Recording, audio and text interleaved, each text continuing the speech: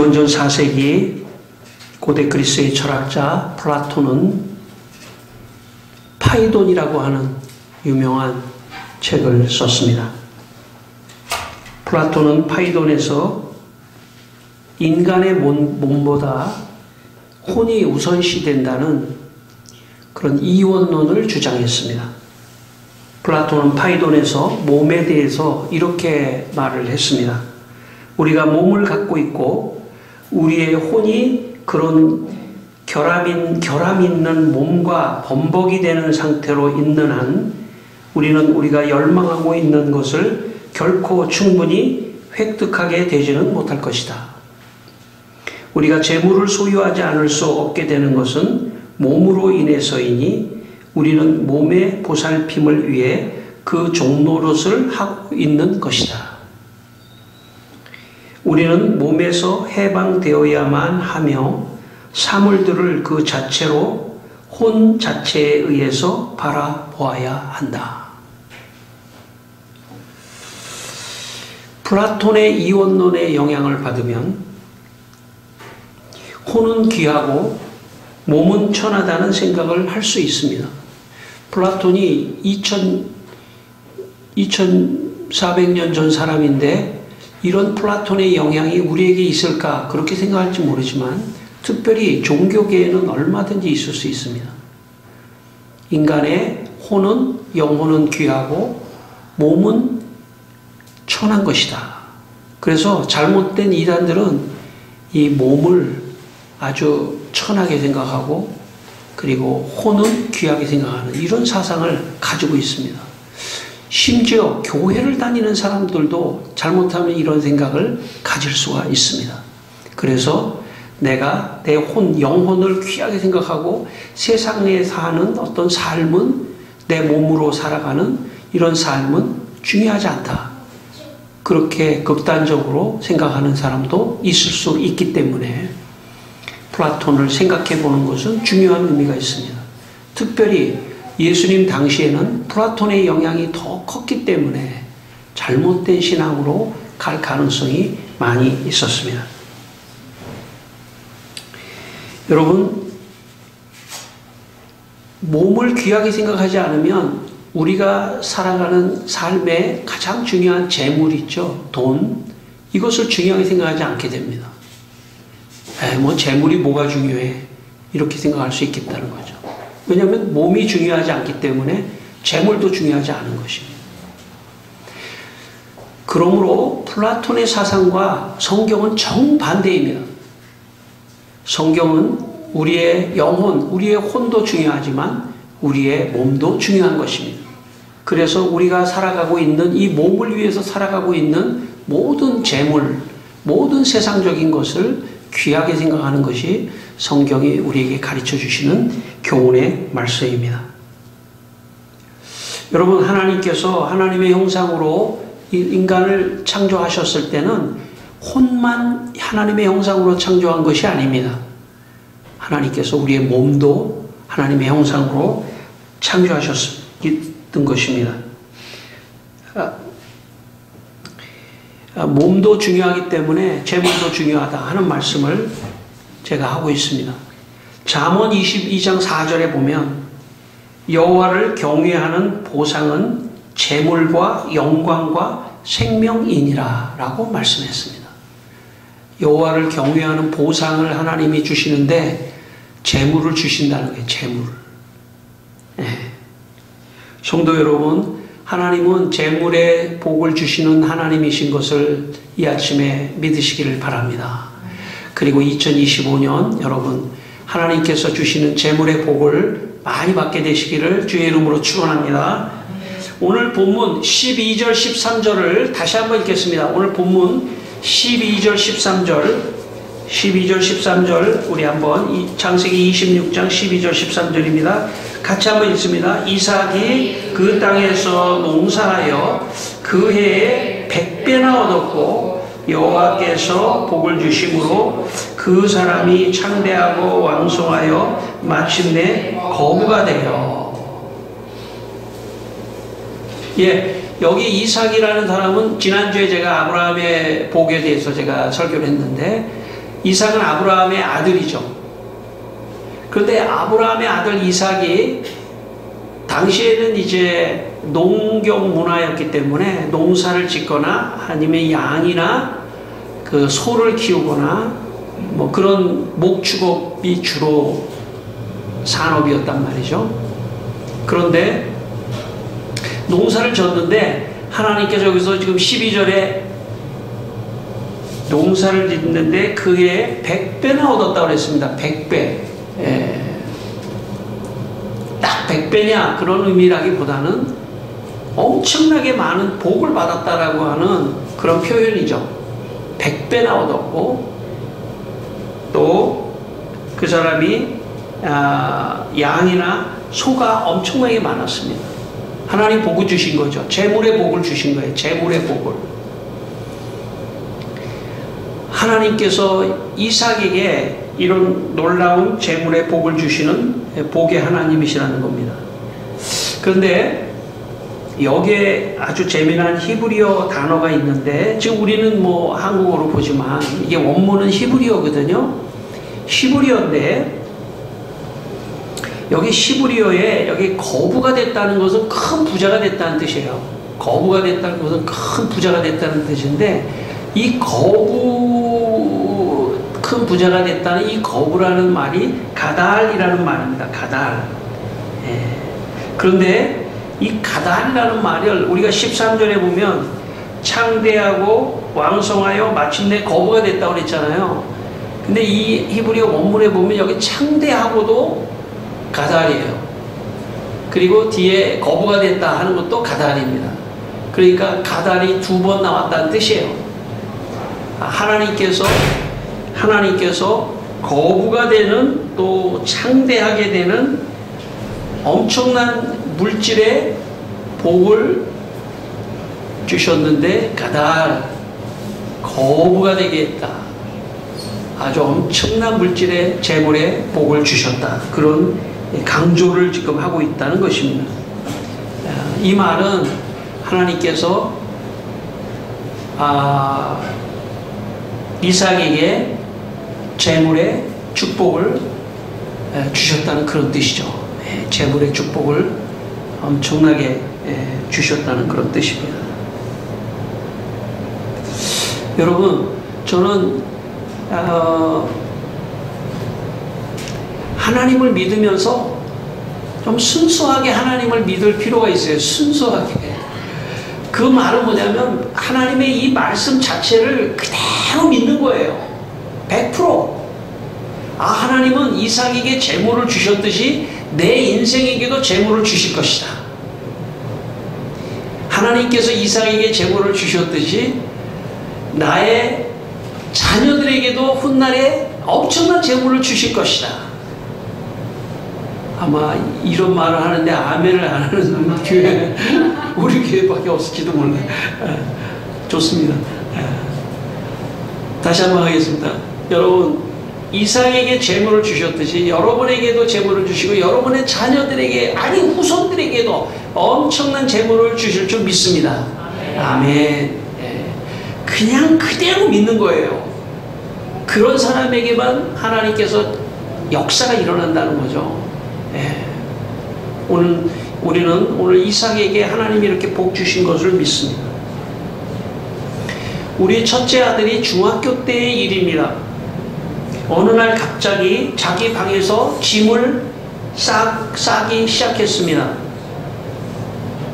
제가 왜 짐을 싸나 해가지고 뭐 궁금해서 제가 너 왜 짐을 싸니? 그랬더니 우리 첫째 아들이 아빠 이 집이 너무 답답해서 제가 나가야 되겠어요 그러더라고요. 중학생 때인데 가출을 해야 되겠어요 제가. 그래서 제가 가만히 지켜보면서 갑자기 이런 생각이 들더라고요. 성경에 보면은 예수님이 비유하신 것 중에 탕자의 비유가 있는데 그때 재물을 아버지가 나눠주거든요. 그래서 제가 가서 지갑에 보니까 돈이 좀 있더라고요. 그래가지고 돈을 꼬깃꼬깃 해가지고 나가는 아들한테 잠깐만. 그때 우리 아들이 좀 혼내는 줄 알고 뒤돌아보더라고요. 잠깐만. 하면서 제가 손에다가 돈을 쥐어줬어요. 그랬더니 그걸 또 뿌리치지 않고 그냥 가지고 가더라고요. 나중에 들은 얘기지만 그날 자기가 다니는 학원에 가서 아마 자기가 마음이 불편한 사람은요, 그 자기 마음을 자꾸 말하고 싶어 해요. 사람이라는 게 본능적으로. 그래서 선생님한테 말했대요. 말하는 가운데 나오는데 우리 아빠가 나한테 돈을 쥐어줬어요. 그러니까 그 선생님이 그 얘기를 듣더니 웃더랍니다. 그리고 그날 밤 친구 집에서 자고 그 다음날 스스로 다시 들어왔습니다. 오늘 본문 14절 15절을 읽겠습니다. 오늘 본문 14절 15절을 읽겠습니다. 14절 15절. 양과 소가 떼를 이루고 종이심이 많으므로 블레셋 사람이 그를 시기하여 그의 아버지 아브라함 때 그 아버지의 종들이 판 모든 우물을 막고 흙으로 메웠더라. 예, 이삭이 이제 하나님의 복을 많이 받으니까 농사도 잘 되고 소떼 양떼가 불어나니까 그때 블레셋 사람들이 말이죠. 아마 블레셋 사람 지역에서 좀 살았나 봐요. 블레셋 사람들이 시기가 나서 이 이삭의 우물을 막고, 우물이 있어야만이 이제 농사도 되고 또 소떼 양떼들한테 물도 먹이니까 우물이 중요하거든요. 우물. 그 우물을 막고 막 거기다 흙도 붓고 해가지고 막 방해를 하는 거예요. 그러니까 아브라함, 이삭이 아주 어려운 상황이 됐습니다. 그래서 이삭이 옆에 가서 또 우물을 팠는데 또 방해하는 거예요. 옆에 가서 우물을 팠는데 또 방해하는 거예요. 근데 그럼에도 불구하고 하나님께서 이삭에게 계속해서 복을 주시는 내용이 그 뒤에 계속해서 이어집니다.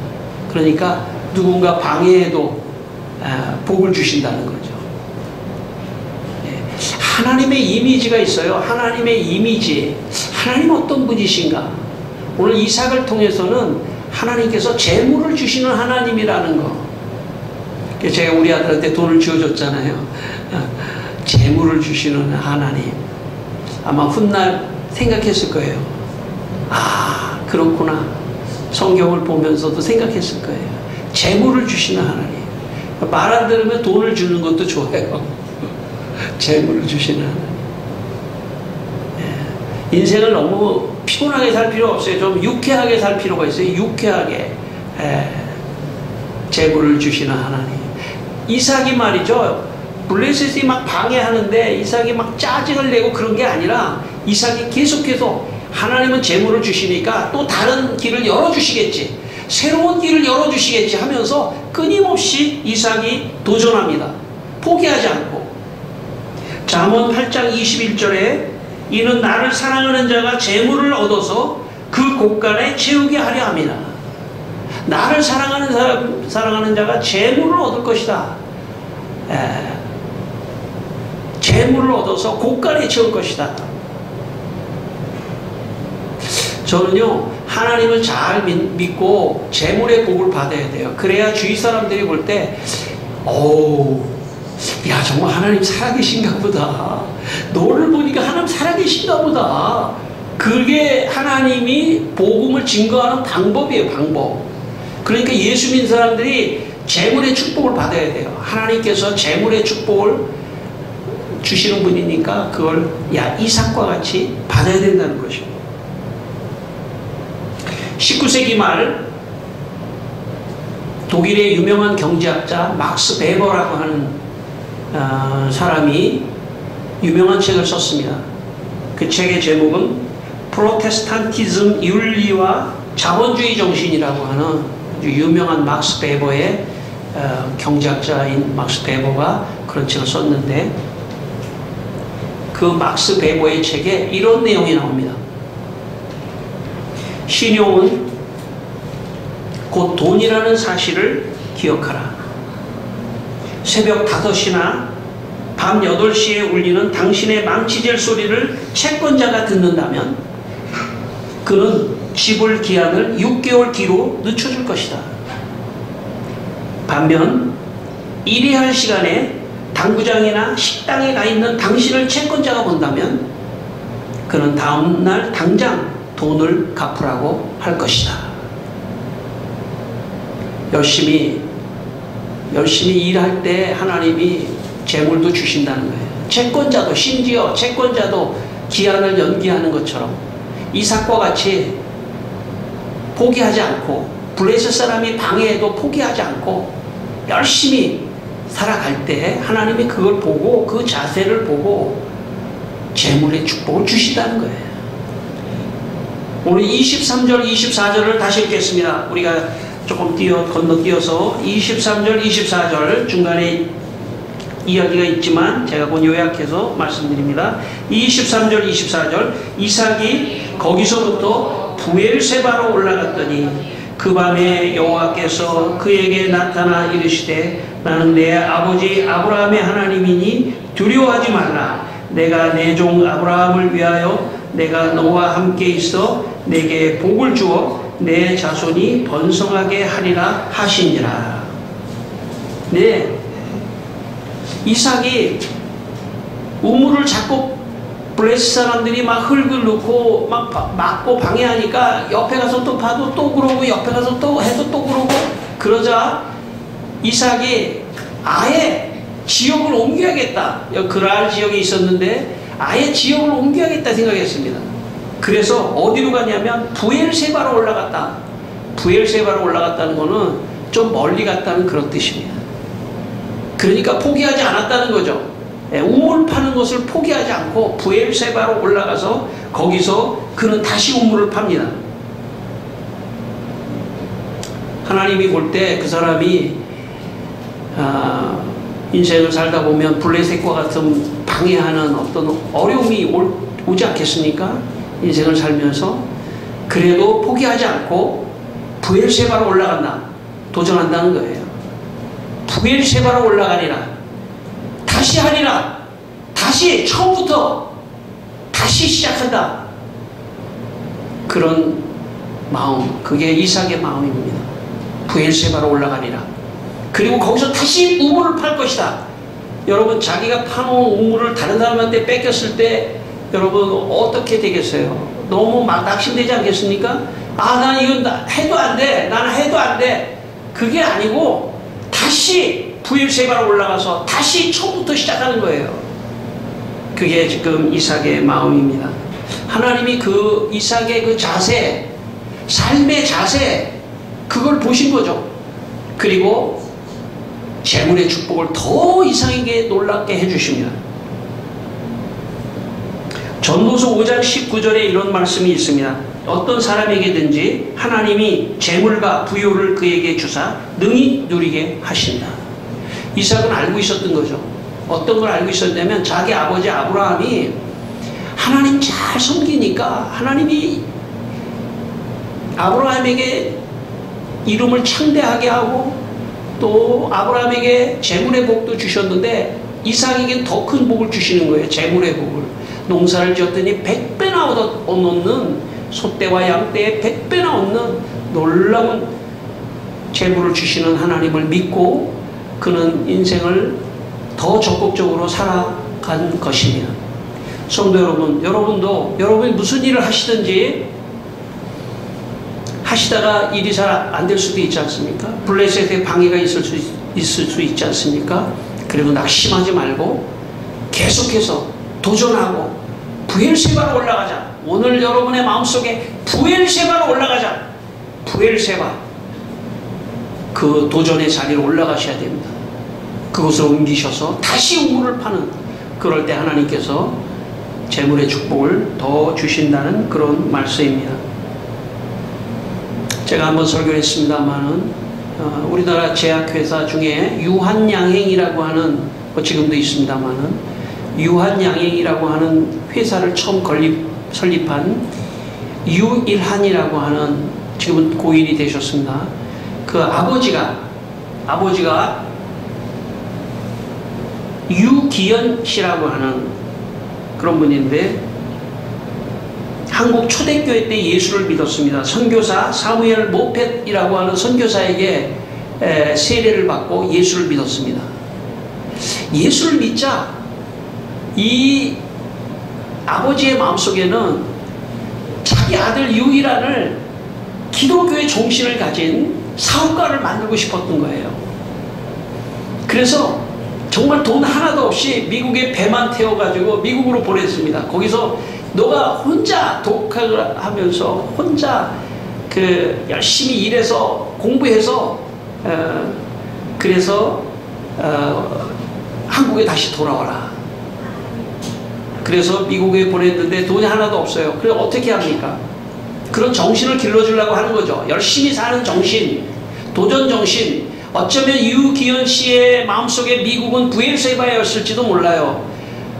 그래서 이 유일한이 거기 가서 열심히 정말 농장에서 일하고 신문 돌리고 신문팔이를 하고 하면서 어렵게 중고등학교 생활을 마치고 대학을 마치고 돌아와서 유한양행을 제약회사를 차렸습니다. 그런데 제약회사가 잘 되다가 6.25가 일어나는 바람에 제약회사가 쫄딱 망했어요. 그래도 포기하지 않고 유일한 씨는 열심히 다시 53년 이후에 열심히 전쟁이 끝나고 열심히 해서 유한양행이라고 하는 엄청난 제약회사를 성공적으로 일으켰습니다. 하나님이 축복하신 거죠. 재물의 축복을 주셨습니다. 그분이 마지막에 자기의 재산의 53%의 주식을 유한양행인 직원들에게 다 나눠줬습니다. 마지막 죽을 때는 자기가 가지고 있는 전 재산 3천억 원을 사회와 모든 어려운 곳에 기부하고 돌아가셨습니다. 예. 하나님께서 재물의 축복을 엄청나게 주셨고 또 하나님을 사랑하고 이웃을 내 몸과 같이 사랑하라는 하나님의 말씀을 실천하는데 그의 모든 재물을 또 사용했으니 얼마나 참 2배나 훌륭한 인생을 살았던 것이죠. 우리 여러분, 우리 인생 여기서 천년 만년 사는 데가 아닙니다. 여기서 제한된 시간에 살다가 영원한 하나님의 나라에 가는데 이 땅에서 하나님께서 주시는 재물로 여러분도 충분히 누리시고 또 제가 말씀드렸죠. 서두에 돈을 많이 버는데 자기는 그냥 꼬질꼬질하게 살고 저는 그건 성경적이지 않다고 생각해요. 자기 몸은 안 먹고 자기는 꼬질꼬질하고 다른 사람 줘야 된다 이런 생각도 틀린 생각이라고 생각합니다. 저는. 자기도 충분히 누리고 다른 사람도 누릴 수 있게 하는 것. 자기 몸도 충분히 누리고 그리고 다른 사람도 섬기는 그게 정상적인 성경의 사상이라고 생각합니다. 어쨌든 유일한 씨가 이런 모델을 보여서 우리 기업인 중에 기독교 기업인 중에 1등의 존경을 받는 그런 분입니다. 저는 이삭도 그냥 성경의 인물이 아니고 유일한 씨도 그냥 역사의 인물이 아니라 오늘 이 여러분 가운데 여러분의 자손들 가운데 이런 훌륭한 사람이 저는 나와야 된다고 생각합니다. 우리의 시대에도 그래야 하나님이 증명하시는 거죠. 다른 사람이 아니라 우리의 시대에도 이런 놀라운 역사가 있다. 내 시대에도 내가 있는 이 자리에서도 하나님은 엄청나게 재물의 축복을 주신다 하는 그런 어떤 경험, 체험이 있어야 된다고 저는 믿습니다. 저는 그런 차원에서 여러분과 여러분의 자녀들에게도 이런 축복이 있기를 주의 이름으로 축원합니다. 예, 그래서 여러분, 내가 지금 형편이 이런데 아니에요. 모르는 거예요. 인생은 모르는 거예요. 하나님이 손대시고 하나님이 복 주시면 모르는 거예요. 너무 인간적인 계산만 하면 안 됩니다. 하나님께 턱 드려야 돼요. 내 인생을. 오늘 본문 마지막 25절을 읽겠습니다. 마지막 25절입니다. 25절입니다. 같이 읽습니다. 이삭이 그곳에 제단을 쌓고 여호와의 이름을 부르며 거기 장막을 쳤더니 이삭의 종들이 거기서도 우물을 팠더라. 예, 여기서 우물 파죠. 그런데 제가 이걸 가만히 지난주 말씀하고 제가 비교를 해보다가 하나 깨달은 게 있어요. 뭐냐면 지난주 창세기 한번 찾아볼까요? 창세기 12장 8절 한번 찾아보세요. 12장 8절 조금 우리가 전이지만 아브라함 얘기를 지난주에 제가 설교했거든요. 복에 대해서 12장 8절 한번 읽겠습니다. 12장 8절입니다. 자, 거기서 베델 동쪽 산으로 옮겨 장막을 치니 서쪽은 베델이요 동쪽은 아니라 그가 그곳에 여호와께 제단을 쌓고 여호와의 이름을 부르더니. 예, 아브라함 있잖아요. 아브라함 그 전에 물론 하나님 나타나서 제단 쌓은 거 있지만 아브라함이 지금 제가 순서를 말하는 거예요. 아브라함이 장막을 먼저 쳤잖아요. 8절에 장막은 자기 집이에요. 그 다음에 제단을 쌓잖아요.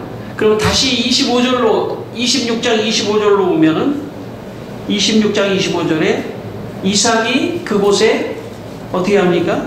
제단을 쌓고 여호와의 이름을 부르며 거기서 장막을 쳤다. 그러니까 제가 볼 때 이삭이 아브라함보다 믿음이 좀 더 좋은 것 같아요. 아브라함은 야 우선 살아야지. 야 우선 내가 집이 있어야 될 거 아니야. 야 집이 있어야 그 다음에 뭐 예배를 드리고 뭐 제단을 쌓든지 말든지 하지. 아마 아브라함은 그랬던 것 같아요. 비교해서 이삭과. 이삭은 뭐부터 합니까? 제단부터 쌓잖아요. 그리고 장막을 만들잖아요. 그래서 제가 볼 때 재물의 축복을 100배나 주셨던 것 같아요. 이삭에게. 여러분 이삭이 어떤 사람이냐면 우리가 다시 읽진 않지만 창세기 22장 요 전에 말이죠. 아브라함에게 하나님께서 너 제사를 드려라. 제사를 드려라 그랬더니 아브라함이 제사를 드리려고 그러는데 양은 어디 있습니까? 양은 네 아들 이삭이야. 17살짜리 이삭이야. 쟤를 데리고 가. 그리고 쟤를 잡아서 양과 같이 제물로 드려. 아브라함이 이삭에게 말하지 않습니다. 이삭을 데리고 갑니다. 이삭이 묻습니다. 아브라함에게. 아버지 양 어디 있어요? 아브라함이 차마 말을 못하고 하나님이 준비할 거다.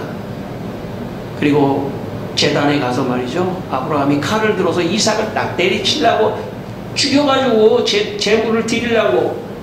그런데 그때 이삭이 가만히 있습니다. 여러분 아브라함은 100세가 넘은 할아버지예요. 이삭은 17살입니다. 그때 이삭이 이렇게 할 수도 있지 않았겠습니까? 아브라함이 칼을 들어 치려고 할 때 손을 딱 잡고 아버지 왜 이러시는 거예요? 그렇게 할 수 있지 않았겠습니까?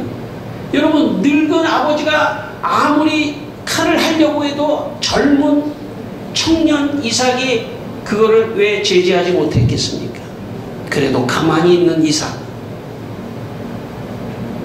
그때 하나님께서 아브라함아 됐다. 너의 마음을 내가 안다. 그걸 체험한 이삭이기 때문에 하나님을 아는 거예요. 하나님을 알고 있는 거예요. 하나님이 어떤 분이시라는 것을. 이삭은 믿음이 좋은 사람이에요. 그러니까 제가 볼 때 장막부터 먼저 만들지 않고 제단부터 쌓는 거예요.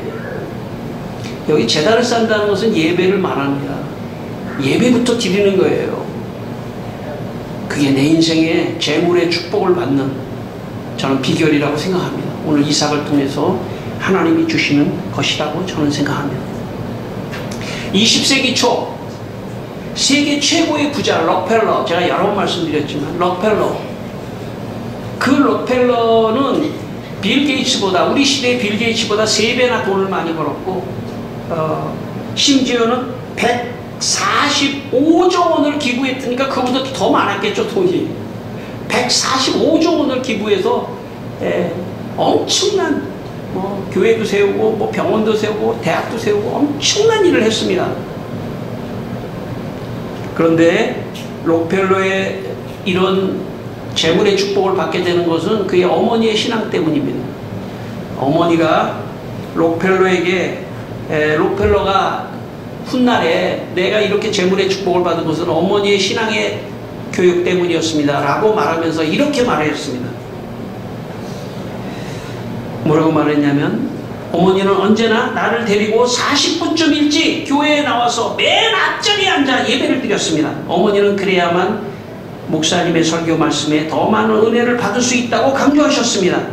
어머니는 맨 앞자리를 가장 큰 축복의 자리로 생각하신 것입니다. 어머니가 돌아가시면서 록펠러에게 남긴 마지막 유언은 예배를 잘 드려라는 거예요. 저는 이삭과 같이 록펠러와 같이 하나님께 예배를 잘 드리면 하나님께서 재물의 축복을 주신다고 저는 믿습니다. 저는 여러분도 그렇게 되기를 바랍니다. 마지막으로 저는 우리 자녀들에게, 그리고 사실은 우리 천국교회 성도 여러분들에게 록펠러의 어머니와 같은 그런 말씀을 드리려고 합니다. 록펠러의 어머니와 같은 심정으로 여러분 예배 잘 드리십시오. 그리고 하나님 앞에 제단을 잘 쌓고 예배의 제단을 잘 쌓으시기 바랍니다. 그러면 하나님이 재물을 주시는 거예요. 그리고 그 재물을 가지고 여러분도 행복하게 살고 또 좋은 일 많이 하시기를 주의 이름으로 축원합니다. 기도하겠습니다. 우리 다 같이 한번 기도하겠습니다. 하나님 아버지, 재물의 복을 주시는 하나님을 믿습니다. 오늘 이삭에게 재물을 주셨듯이 아버지 하나님, 우리 모든 성도들에게 재물의 축복을 더하여 주시옵소서. 제가 지난주에 안수기도 했는데 지난주에 못 받으신 분들을 위해서 지금 여러분 같이 기도하고 계세요. 그러면 제가 잠깐 축복 기도하겠습니다.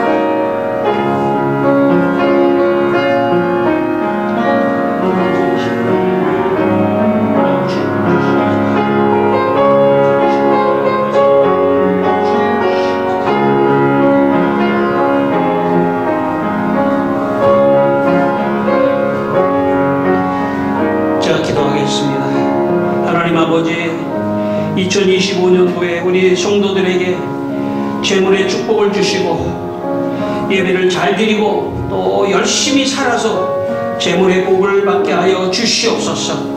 예수님의 이름으로 기도드리옵나이다. 아멘.